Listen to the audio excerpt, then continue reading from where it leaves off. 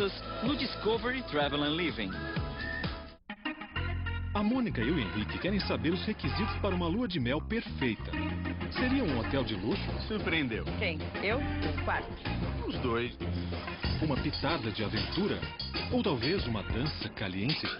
Mas cuidado, com tantas opções até um profissional apresentador pode acabar se apaixonando. Mônica, eu vou te dar um beijo. Te dou a mão, você vai ter o braço inteiro? Destino Lua de Mel, todas as segundas, no Discovery Travel and Living. Hey, Miss Jamaica must know about ackee. Miss Jamaica must know about saltfish. Miss Jamaica must know about rundown. Miss Jamaica must know the national dish. Don't stop, say so. I'm just trying to feel the flavor of Jamaica. Back to Morgan. Morgan, not only was he a privateer, but maybe we could turn it down for just 1 second. Thank you. Just 1 second. Listen. So, not only was Morgan a privateer, but he was also a pirate.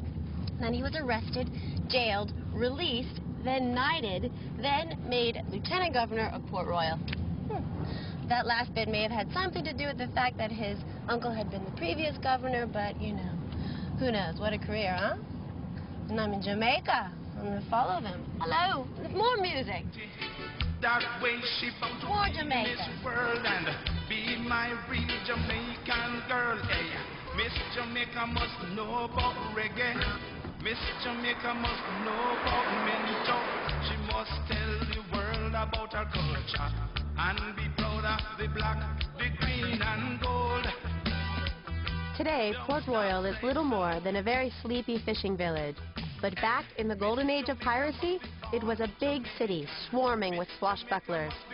And Morgan, ex-privateer and pirate himself, was sent to get rid of them.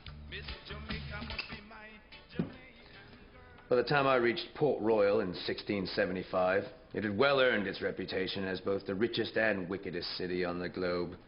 It was a Sodom of the New World, all right. Nothing but cutthroats and debauchery. Rum and loose women drained the wealth of those boys to such a degree, many were reduced to beggary. They were fools, those pirates. But having had a taste of the life myself, I knew their ways, I knew their preferred moorings. I knew who they were, many of them. I even employed a few who gladly turned against their own captains for a few pieces of gold. And it's in that way that I tracked them down. To be sure, the last thing those boys saw was the muzzle of me pistol or the hangman's noose.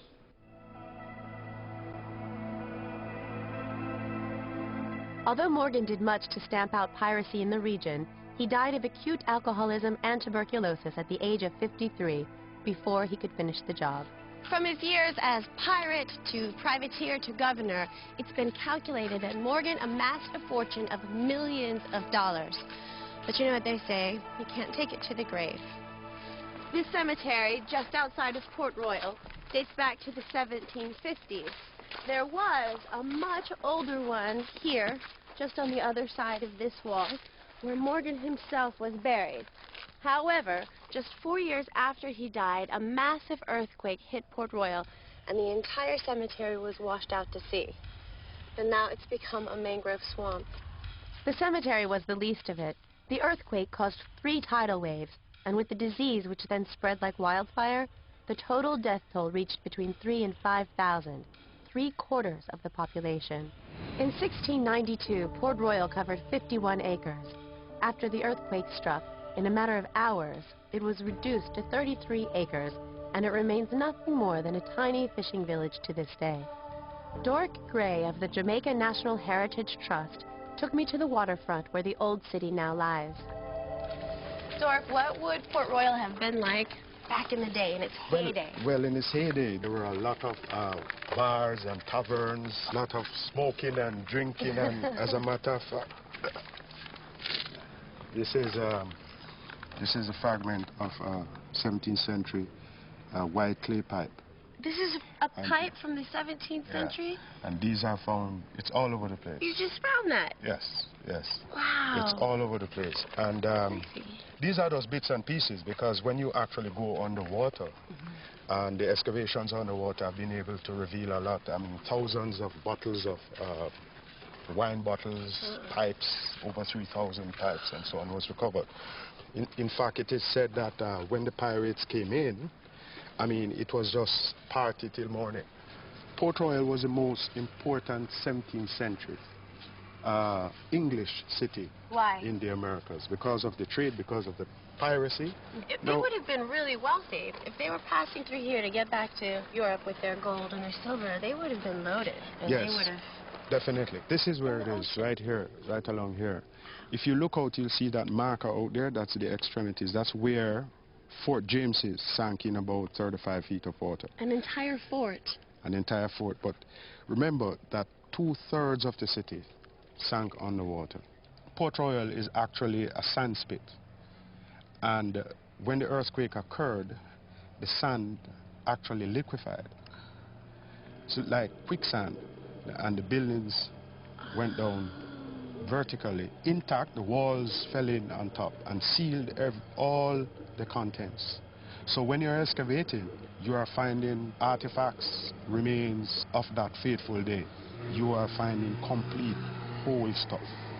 We were able to locate one of the main streets in Port Royal at the time, Lime Street. Lime Street runs under this building here and runs out underwater. And we were working at the corner of Lime Street and Queen Street.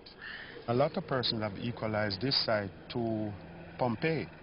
And if you look, that is part of Can I grab that? Of a wine bottle. Really? Fragments of it. Boy. This? Yes. Oh, wow. Dozens of these were found underwater. Yeah.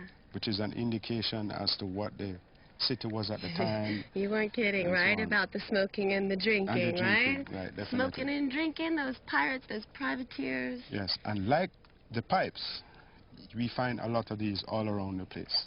To me, that's just extraordinary that this place is so abundant with things from so long ago.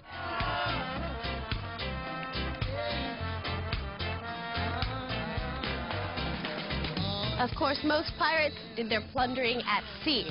Between here and Spain, there are over 4,500 miles of ocean, and a fleet on a straight run with no problem could make it in about 5 months. However, before they could get anywhere close to home, even to the Atlantic, they had to navigate through the Caribbean, and that was like running a gauntlet. Here you are, my friend. So, one colorful pirate who terrorized these waters was Jack Rackham. Calico Jack, as he was known, famous, not only for designing the classic skull and crossbones that we all know, but 2 of his crew were women, Anne Bonny and Mary Read. I met Jack in a Nassau tavern, that rogue. We were secret lovers, but were found out. No woman aboard ship, they said. It's a bad omen. Oh, what rubbish. Calico Jack became a captain following a mutiny. He and Anne Bonny eloped from Nassau in the Bahamas and plundered ships from Florida down to Cuba, Hispaniola, and Jamaica, pressing other crews into service, including one sailor who turned out to be another woman, Mary Read. After the British outlawed piracy in 1687, Port Royal, instead of being a playground for pirates, became their place of execution. Calico Jack and the girls had 3 years of fun before they were captured off the coast of Negril here in Jamaica and taken to Port Royal for trial. The story goes that at the time of their capture, most of the crew were drunk and the 2 girls alone put up a fight.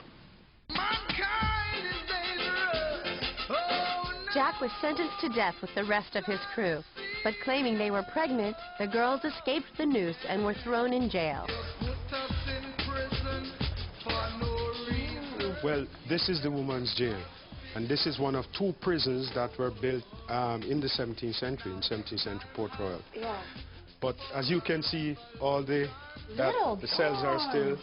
These are the cells. Intact. Yes, they're These are still the actual cells. Still intact. I'm going to peek. Let me see that. And this is where